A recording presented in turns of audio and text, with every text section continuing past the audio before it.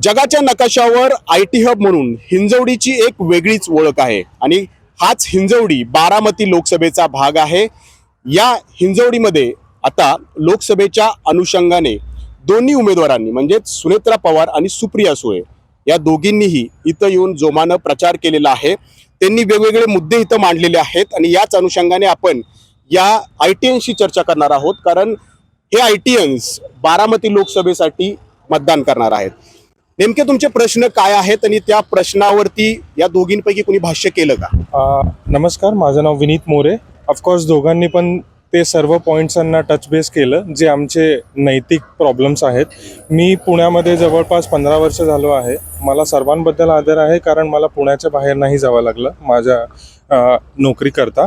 But अगदी basics concerns आहेत आमचे। मी आज 30% टॅक्स पेयर आहे, पण मला पाण्याकरता सेपरेट पैसे द्यावे लागतात। याच्यापेक्षा म्हणजे आणि तत्सम बरेच प्रॉब्लेम्स आहेत।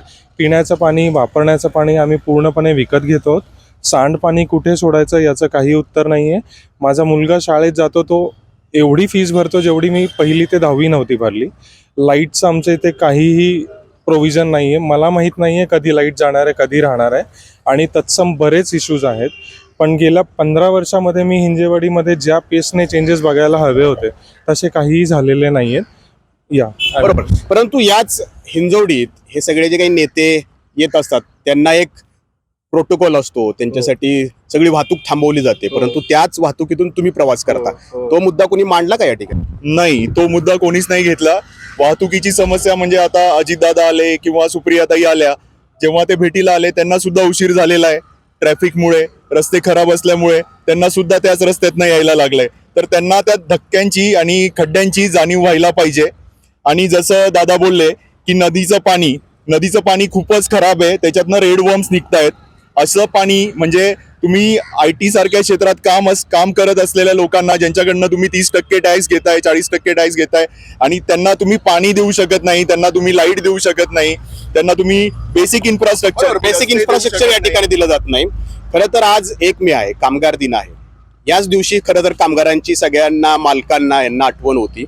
आपले खरं तर देशाचे मालक सत्ताधारी आहेत, विरोधक सुद्धा अनेकदा त्या ठिकाणी बसलेले आहेत, परंतु या मालकांना जसं 1 मे दिवशी आठवण होती तशीच तुमची मतदारांची आठवण केवळ निवडणुकांपुरतीच होते असं तर दिसतंच आहे। आज 1 मे आहे। IT एम्प्लॉई आता लेबर म्हणायला हरकत नाही, पण त्याचा तो ॲक्च्युली सॉफ्टवेअर इंजिनियर आहे। मी शैक्षणिक संस्थांशी निगडीत आहे, अतुल भिंगे। गेले 30 वर्ष आम्ही काम करतोय आणि भरपूर एम्प्लॉयमेंट जनरेट करतो आणि रिसोर्स प्रोव्हाइड करतोय। पण जी बेसिक सुविधा शैक्षणिक संस्थांना पण द्यायला पाहिजे गव्हर्नमेंटनी, ते अजूनपर्यंत दिली नाही आहे सवलतीमध्ये। आणि त्यामुळे रिसर्च आणि डेव्हलपमेंटसाठी जो प्लॅटफॉर्म असायला पाहिजे, प्रॉडक्ट डेव्हलपमेंट असायला पाहिजे। आपलं इंडिया हे प्रॉडक्ट डेव्हलपमेंटसाठी असायला पाहिजे, सर्व्हिस नुसतं प्रोव्हाइड करायला नसायला पाहिजे। जेवढं रिसर्च आणि इनोव्हेशन होऊ शकतं इथं, तेवढं अजून कुठे होत नाही। आणि बऱ्याच ठिकाणी आता असं मोठमोठे लोक म्हणजे फाउंडर्स बनलेले आहेत की future will be make in India make in India हा मुद्दाच खरं तर या निवडणुकीच्या अनुषंगाने थोडासा हरवलेला दिसतोय, त्याच्यावरती चर्चा या ठिकाणी होत नाहीये। आणि मेक इन इंडियाला हातभार लावणारे तुम्ही सगळे ITNs, तुमची पण आठवण फक्त निवडणुकांपुरतीच होती? नाही, येतात म्हणजे मीटिंग होतात सगळ्याच नेत्यांबरोबर आणि त्यांना ITNची जाण आहे, पण फक्त आम्हाला रिझल्ट दिसत नाहीत ग्राउंडवरती। आणि महाराष्ट्र लेवलला आय थिंक त्याचं मुख्य कारण जे आहे ते पॉलिसी आहे। महाराष्ट्राची ITS पॉलिसीज ही 2014-15ला आली, नंतर 2023ला आली। 8 वर्ष आपण जर पॉलिसी बनवायला लावतो आणि तेही IT सारख्या वेगवान क्षेत्रात, तर त्याचा रिझल्ट कुठेतरी ग्राउंड लेवलला दिसणारच। प्रचारात हा मुद्दा दिसतोय का? पण कुठं प्रचारात हा मुद्दा आम्ही मांडतोय की ह्या गोष्टींची गरज आहे। जसं आता भिंगे म्हणाले की नेत्यांना याची जाण आहे का? होतीये, आता हळूहळू होतीये, पण बाकीची राज्य बरीच पुढे निघून गेली आणि आपण या स्पर्धेत मागं पडलो, कारण की ती जाण आपल्याकडे नाहीये। आता हे ITF जे आहे ते अनेकदा सांगितलं जातं की शरद पवार स्वतः म्हणतात की मी याची उभारणी या ठिकाणी केली। मग आता मतदान शरद पवारांसाठी करणार की नरेंद्र मोदींसाठी करणार, जे जगभर सांगतात की आपल्या ITNsना तिकडं जाण्यासाठी एक त्यांनी प्लॅटफॉर्म निर्माण केला आहे, हे अनेकदा तुम्ही या ठिकाणी मांडलं, तर मग कुणाला बघून मतदान यावेळेला करताय? तुम्ही पुण्याची जर विचार कराल तर पुण्यात IT हब आणण्याचं मुख्य श्रेय माननीय शरद पवार साहेबांना दिलंच पाहिजे। मगरपट्टा घ्या किंवा हिंजवडी घ्या किंवा खराडी IT पार्क घ्या, पण त्यावेळेस जे इन्फ्रास्ट्रक्चर बनलं तर ते सुधारलं गेलं नाही इतक्या वर्षात. तर कुठेतरी सेंटरमध्ये एक पार्टी आहे, लोकल काहीतरी दुसरीच पार्टी आहे, त्यांचं एकमेकांशी जुळत नाही आहे, त्याच्यामुळं इथली डेव्हलपमेंट होत नाही, असं एक साधारण मत आमचं आहे. तर पुढे जाता हेच अपेक्षित आहे की जी कुणी पार्टी सेंटरमध्ये येईल तीच लोकल पण असावी, जेणेकरून विकासाचा निधी असेल किंवा जे डेव्हलपमेंट साठी निधी असेल तो ते प्रोव्हाइड करतील, त्याला आडकाठी करणार नाहीत. बरोबर. आता 15 वर्ष सलग सुप्रिया सुळे खासदार होते, त्यांनी इथं काही विकास केलाय का? विकासाच्या दृष्टिकोनाने त्यांनी काही पावलं उचलली आहेत का? की आता सुनेत्रा पवार तुमचा विकास करतील असं तुम्हाला वाटतं? हमारा हिसाब से जो यहाँ पे सुप्रिया सुले जी लास्ट 15 ईयर्स से एमपी हैं और मैं पुणे में लास्ट 12 ईयर्स से हूँ. हिंजेवाड़ी का जो एक्चुअल डेवलपमेंट है हम लोग ने उतना ज़्यादा प्रोग्रेस नहीं देखा, बिकॉज जो 12 साल के पहले रोड्स है 80% ऑफ द रोड्स वही है, उसका ना एक्सपेंशन हुआ ना कुछ एडिशनल इंफ्रास्ट्रक्चर का प्रोविजन हुआ. हम लोग as a normal common citizen हम लोगों का बेसिक ये है कि हम लोग जो भी टैक्स दे रहे हैं उसके हिसाब से हम लोगों को थोड़ा बहुत जो भी बेसिक इंफ्रास्ट्रक्चर एम्यूनिटीज है यही हम लोग मांग रहे हैं, इर्रेस्पेक्टिव जो सेंट्रल में या स्टेट में जो भी पावर में आएगा जाएगा, क्योंकि एंड ऑफ द डे हम लोग को जो भी डेवलपमेंट करने वाला है हम लोग उनको ही सपोर्ट करने वाला है. बरोबर. जे विकास करतील त्यांनाच मतदान करायला हवं आणि हा तो आपला हक्क आहे. परंतु गेली 5 वर्ष राज्याचं राजकारण जे तुम्ही बघताय त्या दृष्टिकोनातून या राज्यकर्त्यांना म्हणजे सगळीच पार्टी, एक ही पार्टी अशी नाहीये की ज्यांनी सत्ता राज्यात भोगलेली नाहीये, त्यातल्या कुणाला तुमच्या विकासाची काळजी आहे असं दिसलं का? फक्त ते त्यांचंच हित साधतायत? खरं सांगायचं झालं तर खूप दुःख होतं पाट्या फुटताना बघून, आणि असं वाटतं की राजकर्ते हे फक्त स्वतःच्या बाबतीत विचार करतात, हे असं माझं एक प्रामाणिक मत वाटतं. सामान्य माणसाच्या बाबतीत कोणी विचार करताना मला दिसलेलं नाही आहे. एकच अपेक्षा आहे, आम्ही तुमच्याकडे खूप अपेक्षेने बघतो, मग तो कोणतंही असो. आमच्यासाठी राजकारण हे पार्टी नाही, आमच्यासाठी राजकारण म्हणजे समाजकारण. तर समाजकारण ज्यावेळेला होतं त्यावेळेला सामान्य माणसाचा जो वर्किंग क्लास आहे त्याच्या बाबतीतला एक सेन्स घेऊन लोकांना सपोर्ट करावं हीच आमची अपेक्षा आहे.